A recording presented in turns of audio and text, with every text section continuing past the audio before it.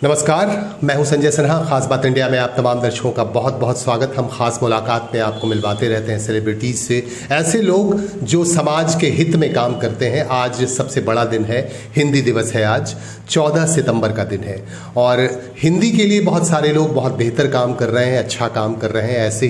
ऐसा ही एक नाम है मनोज यादव जी का, जो हिंदी के लिए काफ़ी समर्पित भाव से लगे हुए हैं, हमारे साथ हैं। जो पश्चिम बंग हिंदी प्रकोष्ठ के सदस्य भी हैं। पश्चिम बंगाल सरकार का ये संगठन है और इस संगठन से जुड़े हुए हैं और तृणमूल कांग्रेस से भी जुड़े हुए हैं। तृणमूल कांग्रेस का जो संगठन है उससे भी जुड़े हुए हैं। दक्षिण बंगाल क्षेत्र के प्रभारी हैं और उनसे हम आज बात करेंगे हिंदी को लेकर वो क्या सोच रहे हैं, क्या रणनीति बना रहे हैं और हिंदी के उत्थान को लेकर, हिंदी के विकास को लेकर या क्या सोचते हैं। हमारे साथ हैं मनोज यादव जी। बहुत बहुत स्वागत है आपका। मनोज यादव जी, सबसे पहले आप बताएं कि आप जो काम कर रहे हैं दक्षिण बंगाल में, तो आपकी योजना क्या है? भविष्य में किस तरह का काम करेंगे ताकि हिंदी का विकास हो सके यहाँ? देखिए, हमारा संगठन तृणमूल कांग्रेस हिंदी प्रकोष्ठ जो कुछ भी कर पा रहा है इस अहिंदी भाषी प्रदेश में, आप सभी जानते हैं कि यहाँ की प्रधान भाषा बांग्ला है। अतः इस अहिंदी भाषी प्रदेश में यदि कुछ कर पा रहा है तो उसका श्रेय पश्चिम बंगाल सरकार की उदार भाषा नीति का है। हम सभी हिंदी भाषी जो मूलतः उत्तर भारत के हैं, दूसरे प्रदेशों में भी हैं, जैसे महाराष्ट्र, गुजरात, तमिलनाडु, कर्नाटक, उनकी तुलना में हमें इस राज्य में भाषा और संस्कृति, अपनी भाषा और संस्कृति को बचाए रखने का, अक्षुण्ण रखने का पूरा अवसर मिला हुआ है। और हम लोग सरकार के संग में स्थानीय भाषाई समुदाय के साथ सामंजस्य मिल रख कर के ही आगे बढ़ रहे हैं। हमारी योजना है कि सरकार की उदार भाषा नीति का लाभ उठाते हुए हम लोग अधिकाधिक संख्या में हिंदी माध्यम संस्थानों का निर्माण करें। पिछले 12 सालों में हम लोग आसनसोल नगर निगम के इलाके में और 10 सालों में पूरे राज्य भर में हिंदी विषयक काफ़ी संस्थान खोले गए। संस्थान भी, गतिविधियां भी आप लोगों की हैं हिंदी को लेकर, और संस्थान इतने खोले गए हैं कि अब लगभग सैचुरेशन लेवल पे है। जहाँ कहीं भी थोड़ा गैप बचा हुआ है तो हम लोगों ने राज्य सरकार से डिमांड किया था कि हमें कुछ और संस्थानों खोलने की अनुमति दी जाए। तो पिछले दिनों माननीय सरकार ने, मुख्यमंत्री ने 200 हिंदी मीडियम नए स्कूल खोलने की घोषणा की। हम लोग कोशिश कर रहे हैं कि इसमें केवल 200 में न केवल हिंदी मीडियम नए स्कूल खुले, बल्कि करीब 80 के करीब ऐसे स्कूलों का अपग्रेडेशन भी है जिन्हें हम हाई से हायर सेकेंडरी या जूनियर से हाई स्कूल करना चाहते हैं। इसके अलावा उन इलाकों में, जैसे कोलकाता के आसपास का जूट बिल्ड क्षेत्र है, खुद कोलकाता, एक पुरुलिया, एक खड़गपुर, इन इलाकों में भी हम चाहेंगे कि आसनसोल की तरह हिंदी माध्यम कॉलेज खुले। सबसे बड़ी बात है कि देखिए, हम लोगों ने जो पिछले 10 सालों में काम किया है, हम लोगों ने ज़मीनी काम किया ही है, बल्कि सुपर स्ट्रक्चर भी तैयार किया है। एक तरफ हिंदी स्कूलों की संख्या पिछले 10 सालों में 1100 से 1600 हो गई। हम लोगों ने फॉरवर्ड लिंकेज भी उसका तैयार किया। जैसे उत्तर बंगाल में 2 हिंदी मीडियम कॉलेज खुले, आसनसोल में एक हिंदी मीडियम कॉलेज खुला है जिसमें प्रति वर्ष 2000 बच्चे पढ़ते हैं, तीनों साल मिला करके। और उसके बाद ये बच्चे कहाँ जाएंगे, इसका ध्यान रखते हुए राज्य में, देश में संभवतः पहला हिंदी माध्यम विश्वविद्यालय है जो हावड़ा में खुला है, हिंदी विश्वविद्यालय।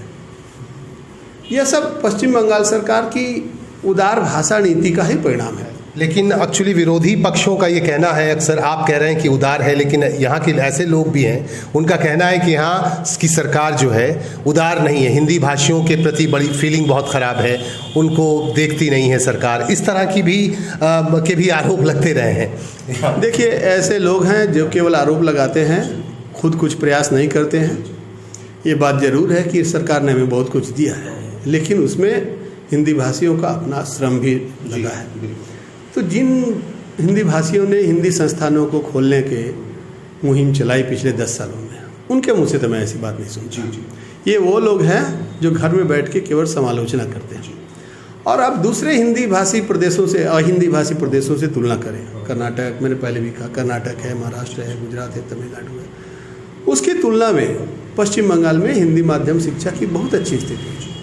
अब मेरा मानना है कि अगर किसी अहिंदी भाषी प्रदेश में अगर आपको अपनी भाषा की रक्षा करने की, संस्कृति की रक्षा करने की सुविधा मिलती है तो बहुत बड़ी बात है जी।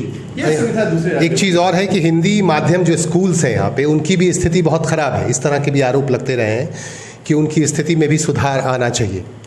देखिए, सुधार की गुंजाइश हमेशा रहती है, विशेषकर शिक्षा ऐसा क्षेत्र है जहाँ पर हमेशा सुधार की गुंजाइश है।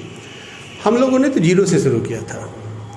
आज स्थिति यह है कि हिंदी माध्यम स्कूलों में क्लासरूम्स की कमी नहीं है। उदाहरण के लिए जामुड़िया बालिका विद्यालय को 21,75,000 रुपया मिला हुआ है, उसने लिख कर दे दिया मेरे पास जगह नहीं है। बनपुर में गुरुद्वारा गर्ल्स हाई स्कूल है, उसने भी लिख करके दे दिया हमारे पास अब और जगह नहीं है। तमाम ऐसे स्कूल हैं जहाँ पर अब जगह भी नहीं बची है।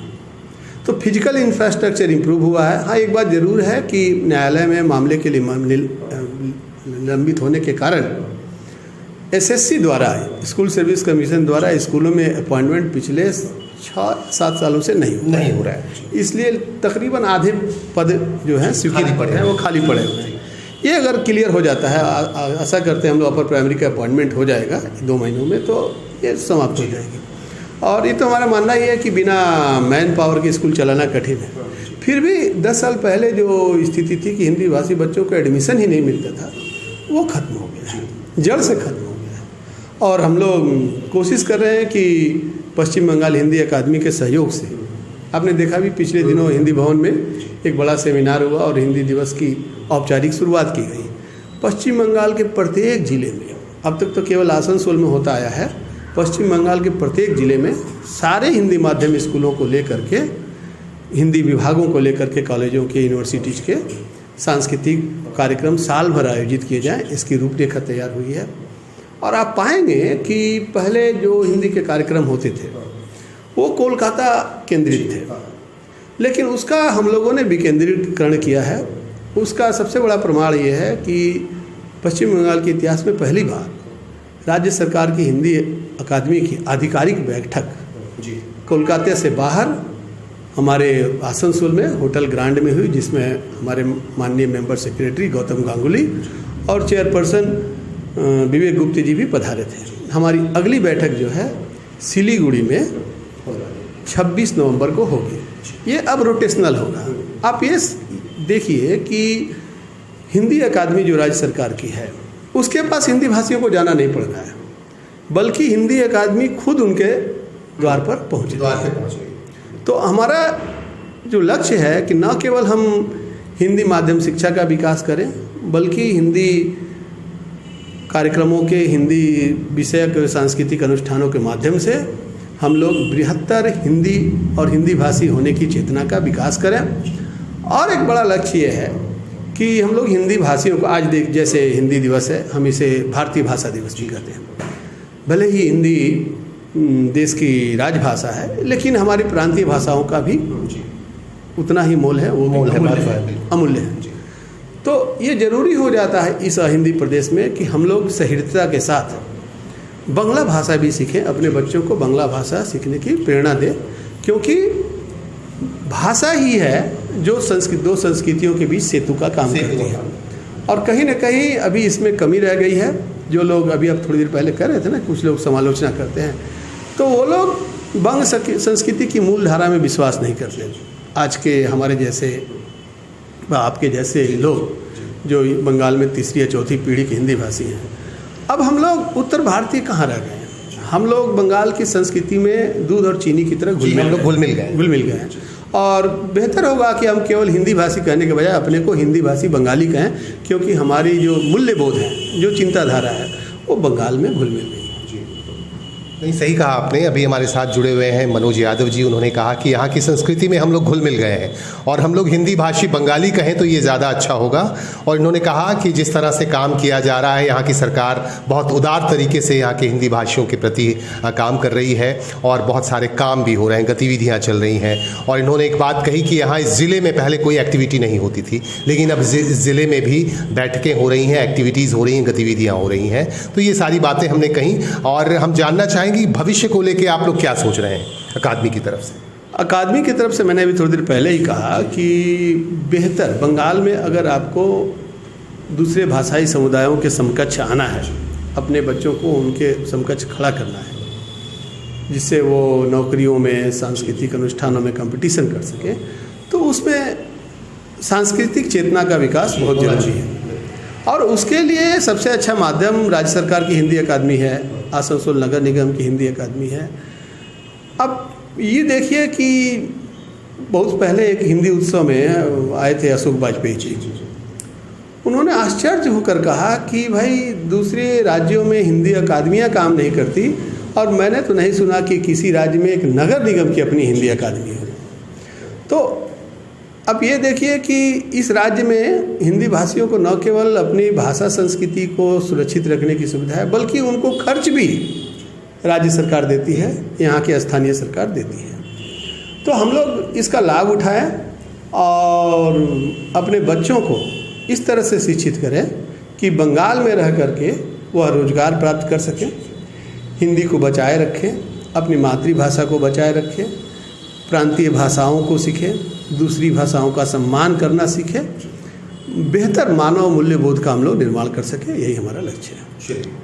हमारे साथ जुड़े हुए थे मनोज यादव जी। उनसे हमने बातचीत की हिंदी को लेकर ज़िले में क्या किया जा रहा है, बंगाल में क्या हो रहा है, इन तमाम पहलुओं पे हमने बातचीत की। और बहुत बहुत धन्यवाद मनोज यादव जी का। हमारे साथ गुरमीत सिंह जी भी हैं। मनोज यादव जी को बहुत बहुत धन्यवाद, आप हमारे साथ आपने बातचीत की, यहाँ आए। धन्यवाद। चलिए, आप हमारे साथ जुड़े रहें। नमस्कार।